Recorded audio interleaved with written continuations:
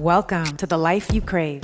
Simple and sustainable weight loss for women who have better things to do than diet. I'm your host, Leah Pinelli. I help ambitious, badass women stop overeating, overworking, and overgiving to lose weight from a place of love. I'll help you simplify weight loss, end your overwhelm, and create the life you crave. If you like what you hear, please like and subscribe to this podcast. Let's get started. Well, I'm so excited. Welcome, everybody, to the Life You Crave podcast and Facebook Live, because we're actually uploading it here into our Women, Wine, and World Domination group. But welcome. I'm so excited to have with you one of my favorite clients of all time. And I know I say that about all of my clients, but really, I have the best clients. And today, I have the lovely and wonderful and amazing Paula Newberg on the show. And I'm going to let Paula introduce herself, and then we're going to dive right into basically what you're going to get to hear today from Paula is her experience, what she has experienced, the massive transformation that she has made since we've been working together. And it might just surprise you what that transformation actually is. It might not be what you think. So welcome to the show, Paula. Thanks, Leah. I'm really excited to be here. Yeah, tell us about you. Who are you? Okay. Paula. I'm 51 years old. I'm married. I have 3 adult children and 1 amazing, beautiful grandchild. And I have struggled with food and weight for 40 years. I've focused on how my body measures up since junior high. I was forcing yogurt and Diet Coke down my throat, exercising with share videos, and avoiding fat like it was the plague. Yes. Yeah. And now I finally feel like I am in charge with food. I'm not overpowered by pastries or chocolate. I even have chocolate sitting on my desk as almost like an exposure therapy experiment. Yeah, totally. And it's going great. And I honestly, I don't think I ever really believed that this kind of freedom was possible for me. And now I would like to share that with as many people as I can. Yes. You know what? I love that you used that example of like you have chocolate on your desk, because I think there are so many people listening right now that are like, I could never do that. I mean, I know I couldn't. I mean, I did eventually, right? Once I went through the same process that you've gone through, but I couldn't even imagine. And if I didn't have the chocolate on my desk, I would know exactly which coworkers kept it on their desk, and I would be passing by their desk multiple times a day, right? But it sounds like that's not happening for you anymore. No. When I initially put it out there in late June, I was partaking with everybody else. And I was like, no, I want to get this under control. And I'm not really sure what shifted or how. But just through the course of the process of working with Leah and working with the group, I just decided, it's not that easy. Yeah. I was like, I'm just going to try. I'm not going to eat that today and see what happens. Yeah. And then to actually keep that promise to myself was another huge kind of thing. And the next thing I knew, it was like, oh, that's actually been there for a week now. And I'm not even thinking about it every day, because I would think about it like all day long. Or someone would come by and have a piece, and we'd chat about the chocolate, picking the proper chocolate, like milk, dark caramel. Right. No, it's a big. Yeah. And I like it because it gives me that social interaction too, but now it's more about that than it is about having access to sugar whenever I want it. And there's even peanut butter cups in there right now. Pumpkin, Halloween, Reese's. Oh, girl. Yeah. No. Right. That's I know. my downfall. Me too. Peanut butter chocolate. I haven't tried to put Trader Joe's dark chocolate peanut butter cups. Yeah.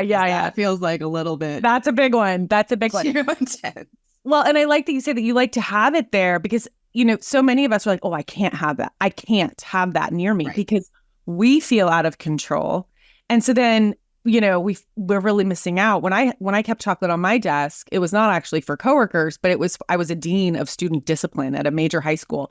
And so my job was to discipline, which I kept chocolate on my desk because I was like, I don't want to be that disciplinarian. I want to have kids to have a reason to pop into my office and say hi and grab some chocolate, right? So it was important to me that I had something enticing for teenagers. And if I felt out of control with chocolate, I wouldn't have been free to do that, right? I wouldn't have been free to have that there. So let's back up, because I know people listening are like, okay, but how did you do it, Paul? Like, how did you get from, and you just said you put it there in June and we're in September. So this was just a couple of months ago. Yeah. A couple of months ago. It really hasn't been that long. Yeah.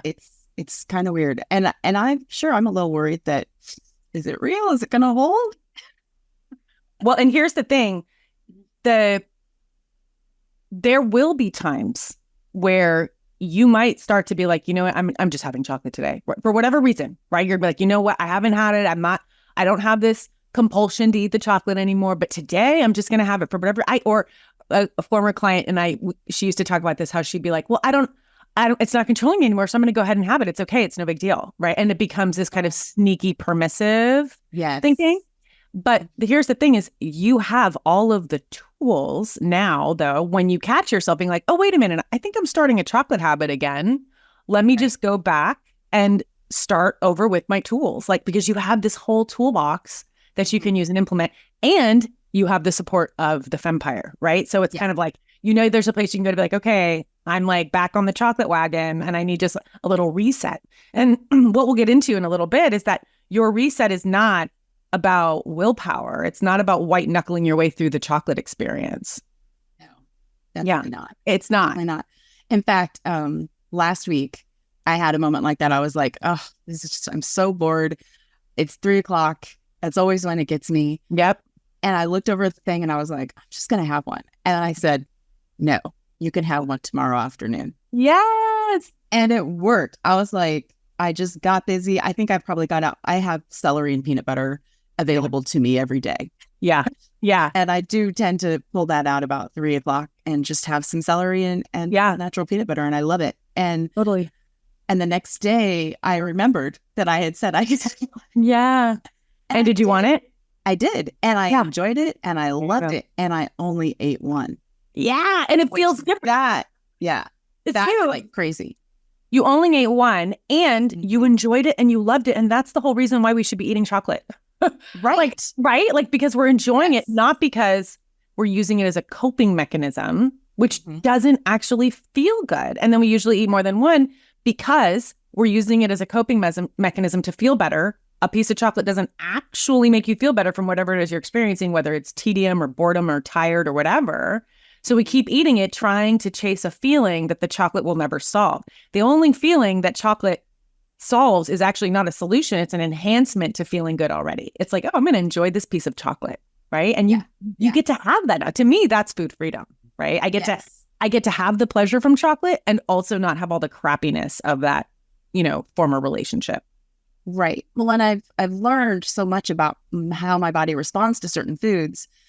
And so I am super aware that if I do this every day, that's just going to be the downhill slide. Yeah. So keeping that and not white knuckling it, it's just more of a this isn't how I want I don't want to do that to my brain. Yeah. Because I feel so free from cravings now. Yeah. That I never thought I could experience. And I just don't want to set myself back up. And now I even know that, like, if I eat too much fruit, that will happen. Yeah. Or if I eat too much fruit throughout the day, I'll be, searching around the house for something sweet at night. And I was shocked that fruit would respond that way. Yes. In my body. And what I want everybody listening to notice is everything that Paula just said had nothing to do with, formally, we would have said things like, well, I know if I eat this every day, I'm going to gain weight. Right. And that's not what you just said. What you just said is I know how.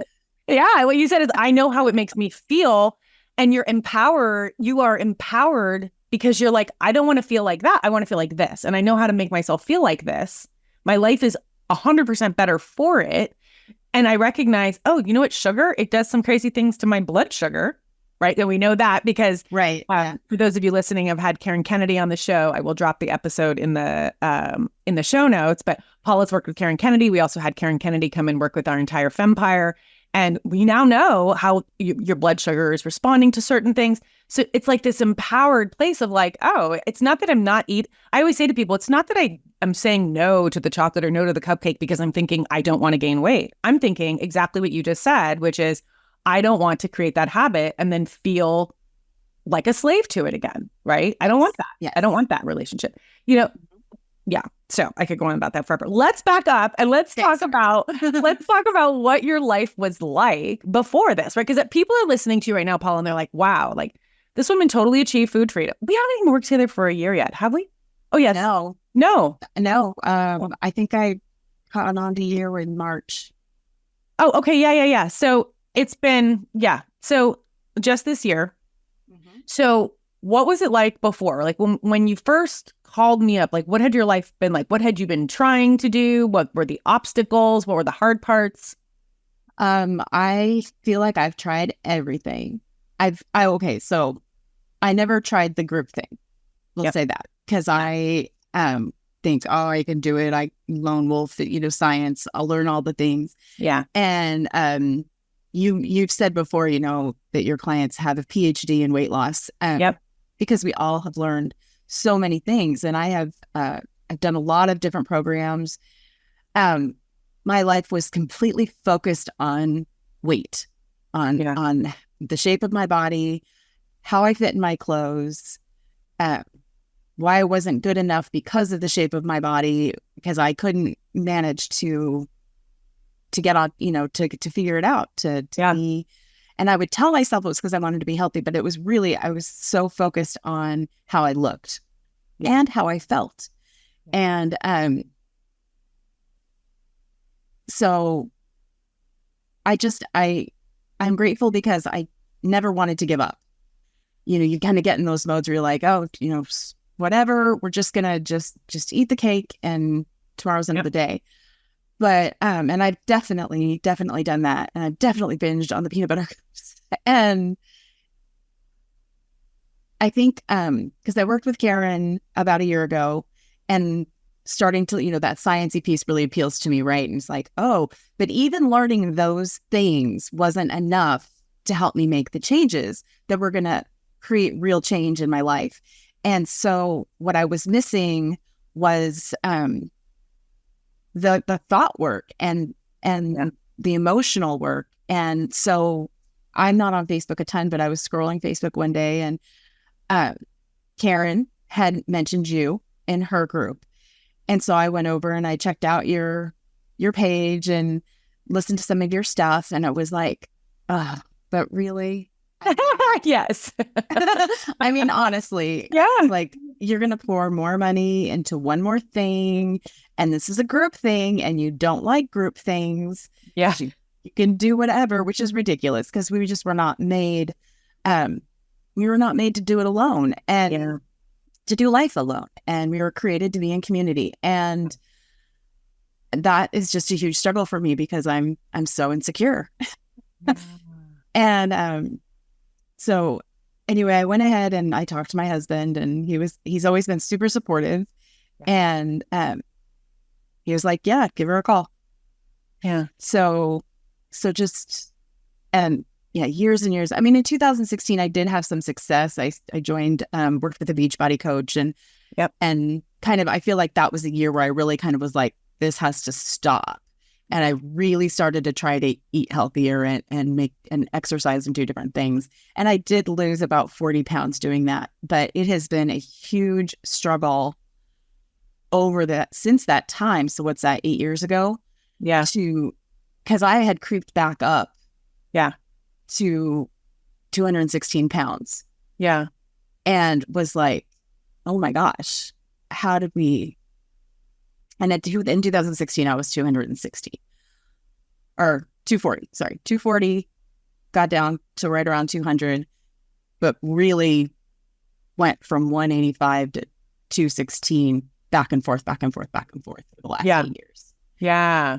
And just completely struggling on it. And so that's sort of my history. Yeah. And how does it feel different now? I mean, 8 years. So first of all, Beachbody, I know, takes a lot of energy. Mm-hmm. And so you invested a lot of time and energy and money, to get that 40 pounds off. And then for 8 years, you were going back and forth. How does that feel? I tried different programs, different, this YouTuber, that YouTuber, even finding exercise that I really enjoy. Yeah. That was a struggle. And then finally learning the exercise wasn't going to be the key. The exercise is really good for you for a lot of reasons, but it's not about fat loss. That really is the food that matters. Yeah. But then never being able to maintain the perfect eating plan. Yeah. That was going to get me the success that I wanted. So sorry. No. Now it feels like I'm living my life and the weight's just coming off. Yeah. And wow. I'm not thinking about it anymore. Yeah. That's huge. Super strange. Yeah. Now let's talk about that for just a minute, because I remember that there was a time there in toward the beginning, right, where it was feeling like a struggle in terms of, like, I remember you talking about, like, the Costco, you guys had the Costco muffins, which you don't have Costco near you might not know, but they're basically mini cakes and they're delicious and they're super moist and they will call to you from the kitchen. And, like, I remember there being those times where you were just like, like, you felt like you weren't doing it, or it felt hard. And now, and then it's almost like it seemed like there was, like, you had a shift somewhere in there where all of a sudden you were like, whoa, wait a minute.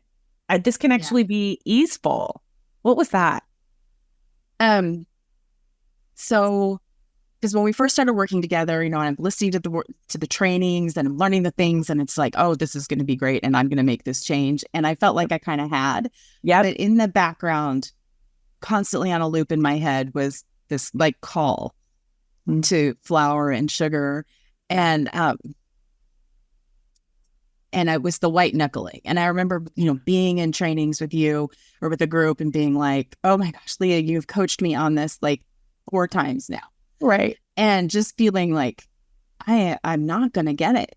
And honestly, I know the day it was July 7th, or actually July 8th, I realized you didn't have any sugar or flour yesterday. Like, I had gone a whole day. Yep. Just I was distracted or whatever, and I ate the way I'd planned to eat. Yep. That whole day. And I was like, okay, hang on. Let's try that. Let's try that again. Yeah. And I did it again. And just as each day went, and I would write down what I was going to eat and plan it out, which I am super, super bad at. Just really bad. Mostly I eat the same things during the week, packing for lunch, for work and stuff like that. But, and then we did the blood sugar thing with Karen again. And I was wearing this monitor and my blood sugar is just staying super even. Which you had done the blood sugar program with Karen before, if I remember correctly, and your blood sugar was not super even. No. Yeah. No, it was not. It wasn't super bad. Right. It was not super flat and even. And so I started playing around, and during that process, I was like, oh, hey, even if I eat grains, my blood sugar is not going crazy. Yeah. But I noticed my weight loss stopped. Yeah. And my thinking was different. Yeah. It wasn't as clear. I didn't feel as focused, I guess. And so I had a conversation with you guys all and was like, okay, does this mean I can never eat these things? Right. And Karen was great. She was like, no, but it does mean that while you're trying to do this thing, you may want to limit those. Or, and my thought being, well, when I get to whatever the goal is, because I've given up the goal weight. I don't, it's just going to be wherever I feel good in my lifestyle. Yep. Natural weight, minimal effort. That's the goal. Right. Exactly. Yep. And so then, maybe I go ahead and have overnight oats a couple times a week or whatever, but I can't really, like, I can pinpoint the day where I kind of noticed there was something different. I don't know why all of a sudden it feels so easy, except to say that not eating those foods gives my brain room to be in charge. Yeah. Yeah. Yeah. And I've listened to a lot of podcasts, a lot of YouTube videos just about food and the way it is in our country. And I'm starting to get angry because I see how my kids are eating, and I want to affect them and be like, hey, I know that flour tastes really great. However. Yeah. Well, and, and the thing is that, and, for those of you listening, you might be thinking, oh, well, Paula is on a diet because she's not eating sugar and flour, but that's not actually the case. No.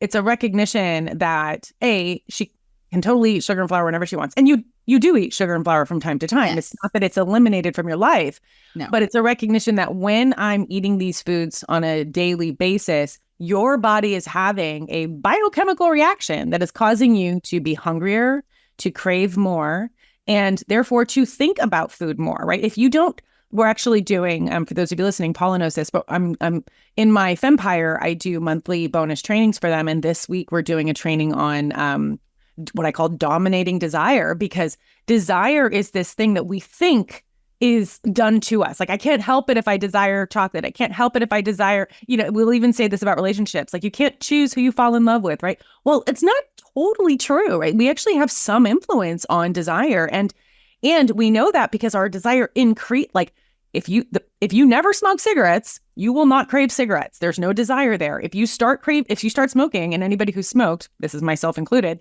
knows that at the beginning they taste disgusting and you get kind of sick. So there's all these signs that are telling you don't start to begin with. But then once you start, all of a sudden your desire increases and increases and increases and increases. That is you having an influence. Your environment, your choices have an influence on how much you desire. And so what Paul is saying here is, what she learned about herself is that, when I'm eating sugar and flour in with this kind of frequency or in these kinds of patterns, I have increased desire. And the more you desire something, the more you're going to eat it.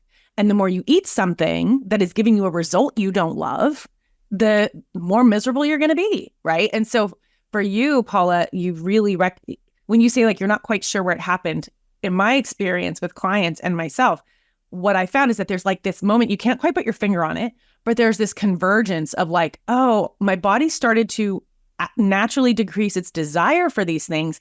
And the mindset shift started to occur at the same, like it started to just kind of sync up. And then all of a sudden it's easy. Yeah. All of a sudden you're like, I could do this forever. This is really easy and it feels really good. Yeah. And I there was definitely a moment I was standing at work and I think I had maybe lost like 3 pounds or something, super minimal, could just be water, whatever. Right. But I felt so energetic, so amazing in the clothes that I was wearing. And I feel like that was like a shift to go from craving the sugar and flour to craving that. I want that feeling. Oh, I empowered. Yes, that feeling of freedom, of being empowered, of being totally okay with not making choices that I know are going to get me hooked again. Yeah. And now you're saying my daughter made fancy Irish pancakes last night. Yeah. She has this Irish cookbook with her cousin, and I had some. Yeah. I had a bite. Because she had made something and I wanted to do that with her. Absolutely. And so, no, I'm not afraid of it. Yeah. But if I were to, do it. I know what my body would do if I were to continually do that. Yes. And I love that you just said that you're not afraid of it, because that is a total feature of diet culture. We become afraid of food. I'm afraid to eat a pancake. I'm afraid because I feel like I might get out of control with it. I'm afraid because I'm afraid that I'm going to gain weight from it. I'm afraid. A fear of food. In fact, I think I used to talk about a fear of food years ago, and I haven't talked about it in a long time. So thanks, Paula, for bringing it up. But like if you're fearing food, you're not empowered. I have been afraid of food for years. Yeah. I would say years, at least 4 years. Yeah. Of just being afraid of what to put in my mouth. Yeah. Breaking down in tears. Yeah. Over why is it so hard? Why can't I figure this out? Why don't they, make it easier for us. And it's because everybody's different. Yeah, everybody is different. And that is why, like, looping back to your kids even, I mean, that is why some people, 100% are like, well, they don't resonate at all with this because they're like, well, I eat sugar and flour all the time and I don't have this problem. And that's because we are literally physiologically different. And so therefore, like I always say, my sister and I, same parents, same household, same upbringing, she does not have the same issues that I have with food or that I had with food, right? And so we have a very different biochemical response to flour and sugar, she and I. I did an episode with her on the podcast called Skinny Sister, Chubby Sister. You can check that one out. But that's what it always was, right? And so you're absolutely right. So even your kids might have a different response. But I'm glad that you're bringing up your kids because you have a daughter. Mm-hmm. And I know we touched briefly before we hit record.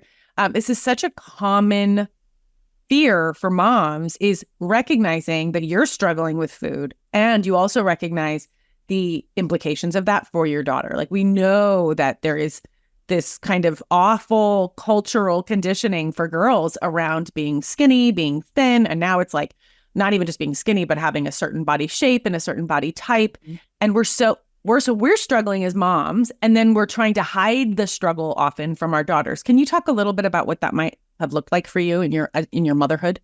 Yeah, sure. So my mom struggled with her weight a lot, and that was very prominent in our house. Mm-hmm. And, I don't know to what degree it affected me, but I feel like it did. And so when I started having kids, I just didn't want to pass that on to them. Yeah. And then when I had my daughter, she's my third and final kiddo, it became a real fear because just there's a thing with mothers and daughters, and she is so beautiful and so perfect and so smart. And so I fear for her because I know that she, has the same, a lot of insecurities around weight and her body. And we've always tried to be extremely body positive in our home. Yeah. And not make comments about, oh, this is going to make me fat or that's going to make me fat, that kind of thing. And yeah. So I feel like they have a better relationship with food than I did. Yeah. But I still am concerned for her. But and we do have conversations just about the culture and what the expectation or what she thinks the expectation is for her, the way she looks and, how she'll succeed in the world. So yeah, it's a huge concern. Yeah. But I also try not to beat the drum too hard and loud because, right. We don't want to hear me. Uh-huh. Yeah. Sometimes it's hard for kids to hear their parents. Yeah. I could imagine, Paula, that with this transformation that you've made, you have gone from somebody who felt disempowered with food, right? Like you said, like you would cry feeling like, oh my gosh, like I can't seem to figure this out, to somebody who feels free and empowered. Mm-hmm. And so I'm imagining that she has seen this transformation. Even if it's not like even if you're not talking about it every night at dinner, it's this energetic shift in her mom that I personally believe is more influential than anything we could possibly say. Right. Yeah. I think she's definitely noticed. She's picked up on it. She's always been super positive toward me and my efforts. Yeah. But they definitely see that, in fact, she said to me yesterday, she said, Mom, I saw this food theory and I think we should be eating our bigger meals earlier in the day and eating lighter at night. Now, I've heard about this and I wanted to try that for a while. And she did it yesterday. She's like, I'm going to have leftovers for breakfast and I'm going to have the lighter meal at the end of the day. Yeah. And I was like, okay, I'll do it too. And it was awesome. Yeah. Yeah. And so, yeah, I know she's aware. I know she's thinking about it. But the thing that's exciting to me right now is I honestly, truly believe that a year from now, I probably won't be feeling like I'm carrying extra weight around.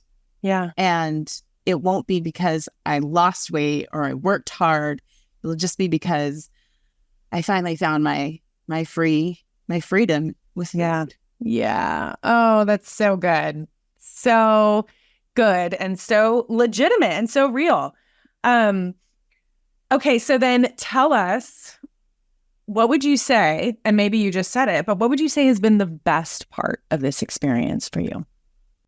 The vulnerability, I think, being in a group of women, even though, we're on Zoom, we're not all in the same area, but other women's vulnerability and then my choice to be vulnerable in the group, because I've learned so much. Honestly, right around I think it was the July 9th training we had, where one of the ladies in our group shared, and it just spoke so much to me. She was talking about restriction and feeling restriction, and I was like, I resonated with it so much. And then, but there was a mind shift that happened that week after that training, that coaching that you did with her, that was, am I really being restricted, or am I finally able to walk away and not care about that, and then have a peanut butter cup later if I want to? Yeah. So I think that kind of community, being able to be open and honest, and then to hear, sometimes the same coaching over and over again. Because I just don't get it. Well, and I think it's so funny. I have to laugh when you say that because, we've been working together for less than a year, and I have been invested in my own coaching with many different coaches over the years, but for, 8 years, and I still get coached on the same things over and over and over, right? And part of that is because, you're absolutely, sometimes you just can't receive the coaching, right? Like, it's like we're so kind of caught up in our own stuff that we just can't receive the coaching until one day we can. So that's why we keep peeling away at it. But also because we change throughout the process. So even though I might continue to get coached on, say, my mindset as a business owner, right? Even though I might, and that's one of my things that I get coached on over and over and over. It's a totally different mindset now that I'm working on than the one that I was working on in 2017, right? But it's still the topic, right? It's still and I've said to my coach 1,000 times, I know you've coached me on this 1,000 times, but this is where I'm at. It's just where I'm at. Yeah. Yeah. And I that's so true. Because this process, right? Like, if I look at my whole 40-year journey with this, I'm not the same person I was in 2016 or 2021 even. And, and you grow, and that's just the growing that is the value, the value in that. So even though it feels like, oh, it's the same thing, it's different because you're not in the same place. And you're not the same person. Like, even 10 years ago, Paula, 41, you were not the same person at 51. I'm not the same person at 46 than I was at 44. We're just, we're different. We're different people. Yeah. And that's the beauty, I think, of life and for me, my relationship with God and my faith system. And I believe that He's been working with me on this, and is so patient and brought me to this place where it finally feels real and possible. And there's been a breakthrough. Yeah. And so when you first invited me, when I got the email from your assistant to do the podcast, I was like, this must be an error. I remember. You're like, wait, what? What does she want me? I've heard of the podcast. Why does she want me on the podcast? I'm just a regular person out here in the world. I don't have anything to share that's groundbreaking. But then sharing people's stories is helpful. Oh my God. But I guarantee you, people listening, especially if they've listened to this point in the podcast, they're like, it's totally groundbreaking, because so many of us don't believe that food freedom is actually possible for us, right? if I struggled, which I did for 3 decades of struggle with food, and I can see people like my sister who didn't seem to have any struggle. I mean, a tiny bit after she had kids, right? But like, okay, sorry. But like seeing people who don't struggle and you're like, but so you just feel like it's like you're destined to struggle with this forever because there's no solution. So your story is groundbreaking for people because they're like, wait a minute, I heard this lady on a podcast who literally had done everything, tried everything, took a leap, which you did because you're like, I don't even like groups. and now the group is really important to you. And you took the leap and it's a total leap of faith because you're like, oh, is this more money, more time, Paula, that you know? And we have so much evidence from our past that this isn't going to work because everything you've done up until now hasn't worked either. So why would this work now? Right now, you're 51. Are you really going to invest in this? Like, oh, just suck it up. This is the body that you're stuck with. This is the struggle that you're stuck with. But you shifted everything, and you shifted everything in a matter of months. You know, so your story is remarkable. And that is it's incredible to me. I'm so grateful to have that sync up between my thoughts and emotional pieces and then my brain, my choices that I'm making. Behaviors. Yeah. It makes it just, I feel like there's space in my head now. Almost. Just to be able to be like, oh, okay, so what can I use this brain power for? Because it's no longer having to be frustrated and angry with myself and worried about my weight and, you know, my jeans aren't tight anymore. And, you know, I don't have to spend time on it. And, I'm super, super excited about it. It does. It does feel like, oh no, this is gonna work. I'm not going back. Not going back. That's right. Because if this was really, really hard, you might go back, but it's not really, really hard. So you don't have to go back. That's the thing is I'm like, well, how is this not really hard? Yes. So Paula, and the last thing I'll say about that, and then I'll ask you a final question, is that your story is remarkable because it didn't take you a lot of time. And there are a lot of people that it doesn't have to take a lot of time. But then sometimes people will say, well, then why do you have people in the Fempire who have been there for years? And a lot of times it's the same reason I've been in coaching for 8 years and I will always be in coaching. It's because we get transformation after transformation after transformation. It's the support system that you talked about that what people find is this is working for me. Now, maybe that doesn't mean that I've lost all the weight that I want to lose. It might not look like that, but it looks like, oh, this is working for me in terms of making these changes. You know, you said, we all have these PhDs in weight loss and, you know, but understanding it, working with Karen and you really have this foundational understanding, you have knowledge about how this works, but knowledge does not equal embodiment. And the embodiment can be what takes time. And embodiment requires support and, you know, having a system of support in place. So the transformation can happen quickly, but the actual, embodiment piece is what can sometimes take the time. And you're right there, right? You're like, I've got it. There's this part of your brain that's like, well, is this really going to last? Like you said earlier. But when you consistently, you know, invest in your time and your energy into this container of support for yourself, whatever that looks like for you, it doesn't have to look like the Fempire. For you right now, it is the Fempire. Sure. When you're investing in that container of support, you're grounding it, you're solidifying it, right? You're becoming a woman who lives this way effortlessly. Well, and the exciting thing to me is, you know, I came to you because I got to lose weight. I've got to get this weight off. I'm not healthy and, you know, whatever. But I'm really experiencing changes in other areas of my life and even asking questions in the group about other areas of my life that are not, you know, technically connected to food or eating.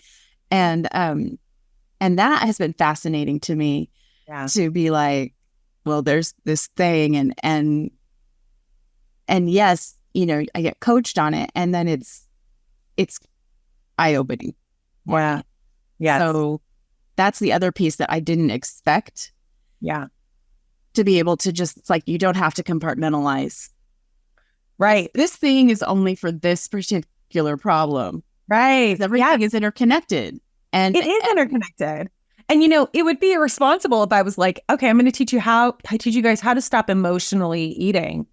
But then your emotions come up about stuff and you can't eat anymore. What do? You know what I mean? Like you need to work with it. You need a place to go and work with it. And for some people that might look like working with a therapist, that might look like working, but you need so it's like, okay, well now what, Leah? Because normally I would have eaten the chocolate peanut butter cups to cope with this frustration I'm having with my, spouse or my boss or whatever it is. But now I'm not going to do that. So what do I do with the frustration? It's like, I'm going to go get coached on it. And that coaching, it's like a blossoming, right? It's like this tight little bud, and then it blossoms into something that you can actually leverage and work with in your life. Yeah, exactly. So, Paula, what would you tell someone who's listening right now, who's in the same boat that you were in, struggling with food, struggling with weight, has done everything? What would you tell them? It's possible. It doesn't feel possible, but it's possible, and it's possible. You can do it. And it doesn't matter how long it takes. You have to keep trying and being open to change, which is a vulnerable thing. And it's not easy, but there's room for everybody to succeed. We don't have to have this culture of winning over each other. Yeah. And we can all win. Yeah. So yeah. I love that. That's what I try to tell my daughter. Absolutely right. And I'm sure she hears you even if she doesn't hear you. I know exactly. Somewhere she's hearing me. Somewhere in the back of her mind. Yes. Well, Paula, thank you so much. Paula got up very early for this interview because she's on the West Coast and I'm on the East Coast. I so appreciate you. I appreciate your contributions in our group. I appreciate your vulnerability. And I just appreciate, honestly, your investment in yourself because of the ripple effect that it has on everybody around you. So thank you so much, Paula, for being on the show. Thank you, Leah. I really appreciate you. You've been listening to The Life You Crave. I lost 30 pounds years ago without dieting, willpower, or deprivation. I'm on a mission to help other women, including you, do the same. You can book a free weight loss strategy session with me over at leahpinelli.com. That's LIAPINELLI.com. See you on our next call or on the next episode. And remember to like, subscribe, and leave a comment on iTunes.